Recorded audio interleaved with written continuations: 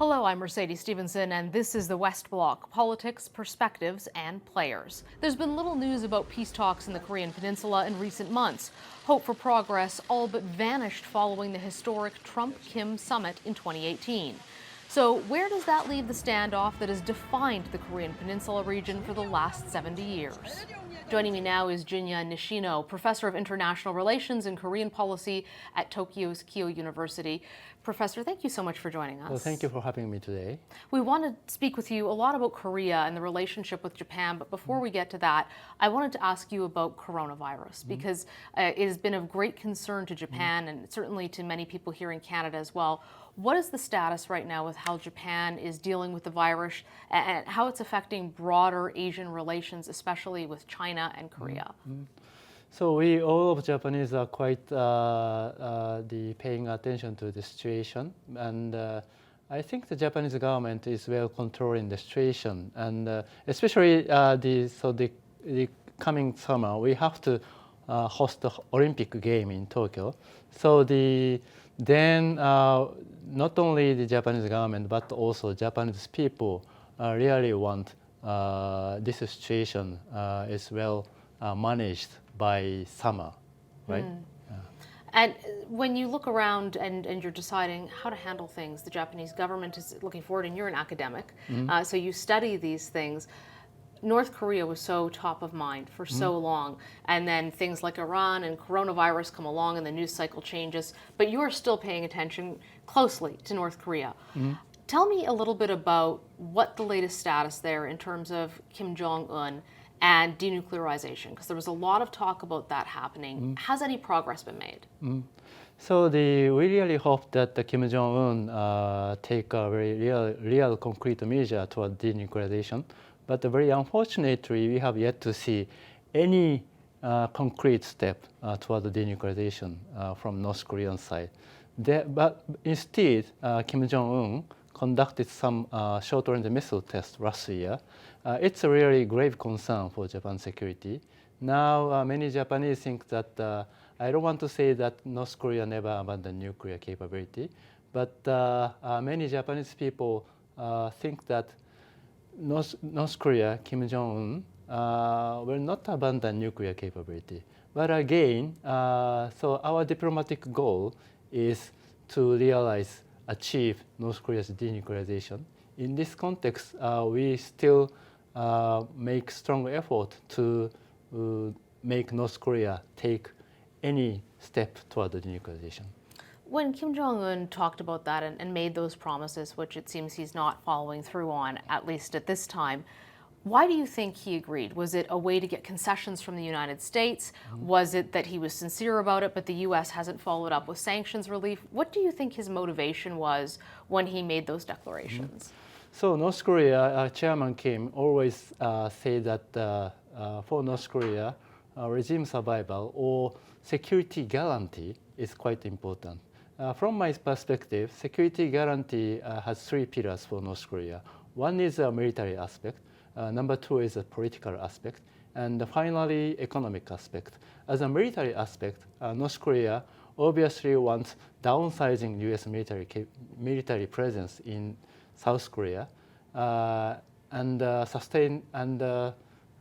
suspending U.S. ROK joint military exercise. And as a political aspect, actually North Korea's ultimate goal is to realize normalization of diplomatic relationship with the United States.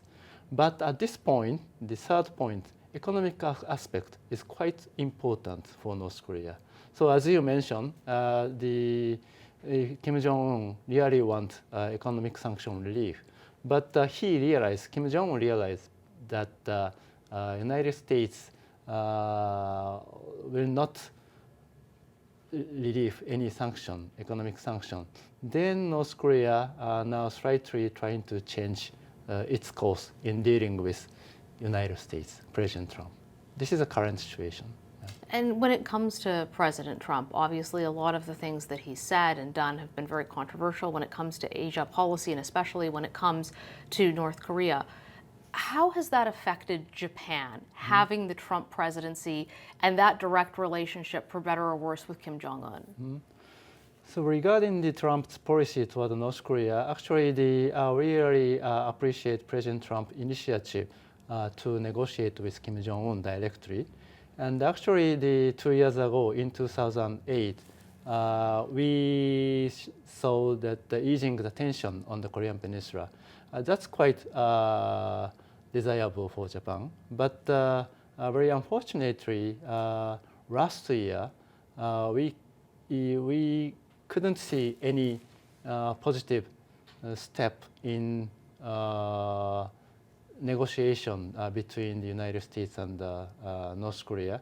And this stalled negotiation between the Trump and the Kim now have had a very negative impact to Japan's security. So we want President Trump to take more strong measures towards North Korea. In a way, I think that carrot and stick strategy really, or tactics really needed at this point. But from my perspective, frankly speaking, past 2 years, President Trump exercising only carrot approach to North Korea. And not enough stick. And when you mentioned Japan's concerns right now, what is the biggest concern for Japan when it comes to North Korea? What's the biggest threat? At this point, the continuing develop the missile and the nuclear capability is quite grave concern for Japan's security. Especially the North Korea last year restarted the developing missile technology, and Kim Jong-un in his speech last year end clearly mentioned now he is prepared to show new strategic weapon, not in the near future. So if Chairman Kim really tried to show us this new strategic weapon, I think that Japan will be a main target for North Korea's new strategic weapon. Do we know what that new strategic weapon is, or is it a mystery still? Well, I don't know what new strategic weapon is, but I don't think the North Korea will conduct another nuclear test or another long-range ICBM test, because this means that North Korea may go over so-called red line, but North Korea may conduct a short-range or medium-range missile test. But anyhow, if North Korea conduct any range of missile tests, this gave a real serious danger and a military threat for Japan's security. With the United States authorizing the drone strike on General Soleimani, do you think that kind of a foreign policy decision has an impact on somebody like Kim Jong-un? Does he look at that and maybe worry a little bit about what the United States might do to him or to some of his generals if they go abroad? So actually, I don't want to see any similar situation on the Korean Peninsula that happened in Iran or Iraq. But now at this point, the situation on the Korean Peninsula, especially regarding North Korean issue, Chairman Kim is quite relatively quiet. I think he is closely watching the Trump's new policy toward North Korea, and assassination of Soleimani, Commander Soleimani, I think might give some impact to Kim Jong-un's mindset in dealing with President Trump. Professor, I know that the Canadian Navy has deployed more ships, or talked about doing that at least, into the Pacific. What position are you advising, if you had the chance to sit down with Prime Minister Trudeau, for the Canadian government to take when it comes to North Korea? So as far as I know, the Canadian government is taking a relatively strong position toward North Korea's nuclear issue.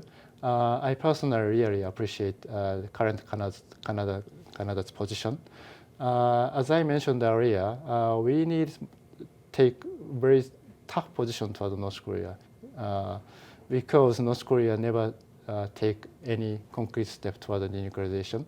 Yes, in a way, I can understand current South Korea's position that we show more positive attitude or or more reward, give more reward to North Korea.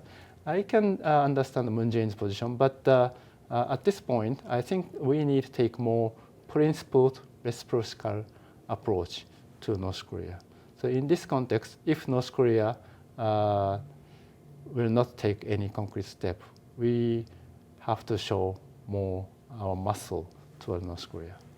Professor, very interesting. Thank you so much for stopping by today and sharing your expertise with us. Thank you very much. That's all the time we have for today. For the West Block, I'm Mercedes Stevenson.